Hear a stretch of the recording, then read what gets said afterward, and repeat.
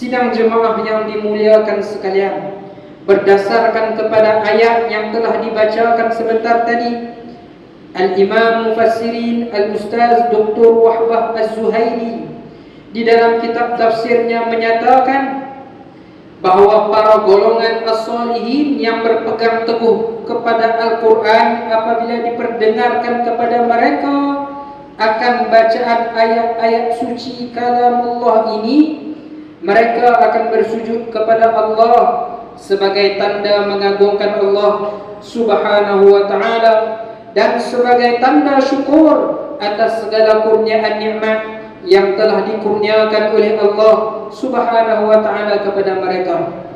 Para as-salihin sujud kepada Allah Subhanahu wa ta'ala sambil menangis.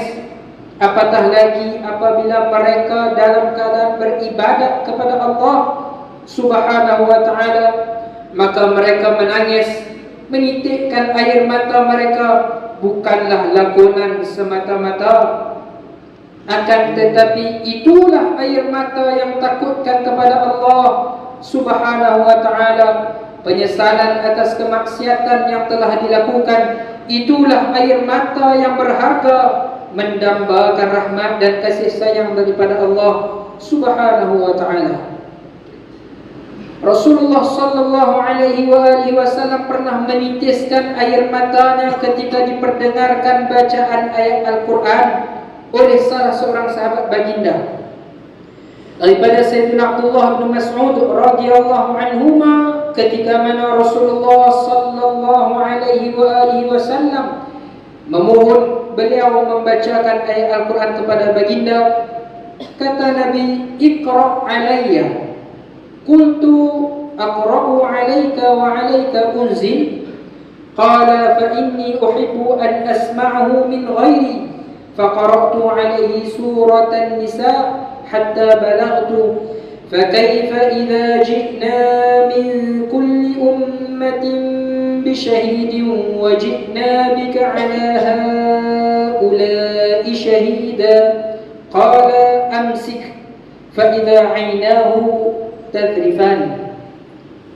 Maksudnya Rasulullah sallallahu alaihi wasallam bersabda, bacalah kepadaku. Maka berkata Sayyidina Abdullah bin Mas'ud radhiyallahu anhuma, aku membaca kepadamu ya Rasulullah, sedangkan Al-Quran ini diturunkan kepadamu. Rasulullah berkata, sesungguhnya aku amat menyukai untuk mendengar ayat Al-Quran ini selain diriku. Maka aku, yakni Sayyidina Abdullah bin Mas'ud radhiyallahu anhu, membaca surah An-Nisa hingga sampai ke ayat 41 yang bermaksud, maka bagaimanakah hal keadaan orang yang kafir nanti apabila kami, yakni Allah Subhanahu wa ta'ala, datangkan seorang saksi Rasul daripada tiap-tiap umat, dan kami, yakni Allah, datangkan kepada kamu wahai Muhammad sebagai saksi atas mereka itu sebagai umatmu. Rasulullah sallallahu alaihi wasallam berkata, cukup, berhentilah. Maka aku, yakni Sayyidina Abdullah bin Mas'ud, menoleh kepada baginda Rasulullah sallallahu alaihi wasallam. Ternyata kedua mata baginda dalam keadaan bercucuran air mata. Hadis riwayat Imam Bukhari dan Imam Muslim. Persoalannya, bagaimana pula keadaan kita pada ketika ini yang masih lagi diberikan nyawa kesempatan menikmati setiap inci kehidupan ini? Nikmat Allah Subhanahu wa ta'ala diberikan percuma kepada kita. Adakah kita hargainya dengan melakukan ketaatan atau dibalas dengan kemaksiatan kepada Allah Subhanahu wa ta'ala? Rasulullah sallallahu alaihi wasallam bersabda daripada Sayyidina Abdullah bin Abbas radhiyallahu anhuma, "Ainani la tamassahuma an-nar, 'ainun bakat min khasyatillah wa 'ainun batat tahrusu fi sabilillah." Maksudnya, dua mata yang tidak akan disentuh oleh api neraka.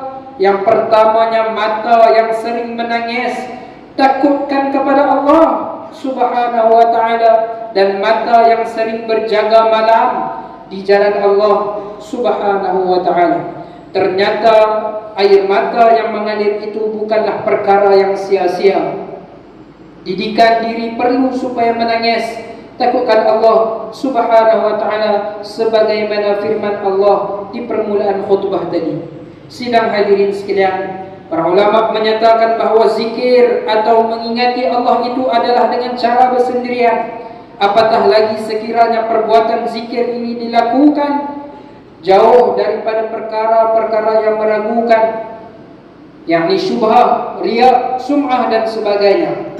Pada masa yang sama tidak memikirkan apa-apa selain kebesaran Allah Subhanahu wa ta'ala, tidak akan mampu untuk mengalirkan air mata keinsafan bagi seorang hamba itu apabila hatinya terganggu dengan perkara lain selain mengingati berzikir kepada Allah, juga membaca Al-Quran, bertasbih, bertahmid dan juga berdoa kepada Allah. Di samping mengingati dosa dan bertaubat kepada Allah boleh dilakukan, dan termasuk juga dalam mengingati Allah Subhanahu wa ta'ala. Sidang jemaah sekalian, mengakhiri khutbah pada hari Jumaat yang syarat dengan keberkatan ini, marilah kita mengambil beberapa perkara yang boleh kita amalkan sebagai tanda kehambaan terhadap Allah Subhanahu wa ta'ala. Yang pertama, tanamkanlah sikap takutkan kepada Allah Subhanahu wa ta'ala ketika bersendirian maupun berjemaah. Ayuhlah kepada ketaatan kepadanya, bukannya mengundang kemurkaannya. Yang kedua, hayatilah setiap kalimah kalamullah agar hati kita terjentik, tersentuh dengan mukjizat Al-Quran itu sendiri, dengan mempelajari ilmu-ilmu yang berkaitan dengannya. Yang ketiga, perbanyakkanlah membaca Al-Quran dengan sebaik yang mungkin. Yang keempat, lakukanlah ibadah hanya semata-mata kerana Allah, bukan selain daripadanya. Dan yang kelima, perbanyakkanlah berzikir, mengingati Allah Subhanahu wa ta'ala, sama ada dengan bertahmid, bertasbih, bertahlil dan sebagainya. Imam Al-Hasan Basri berkata, jika mata seorang itu mengalirkan air mata kerana takut kepada Allah, maka Allah mengharamkan neraka menyentuh tubuhnya. Jika air mata mengalir ke pipinya, maka wajahnya tidak akan hitam dan hina pada hari kiamat nanti. Tidak ada amal perbuatan yang lebih berat dan diberi pahala kecuali air mata yang keluar kerana takutkan Allah. Air mata seperti itu dapat memadamkan panasnya api neraka. A'udzu billahi minasyaitonir rajim. Ulaika alladzina an'ama Allahu 'alaihim minan nabiyyin من ذرية آدم وممن حملنا مع نوح ومن ذرية إبراهيم وإسرائيل وممن هدينا واجتبينا إذا تتلى عليهم آيات الرحمن خروا سجدا وبكيا.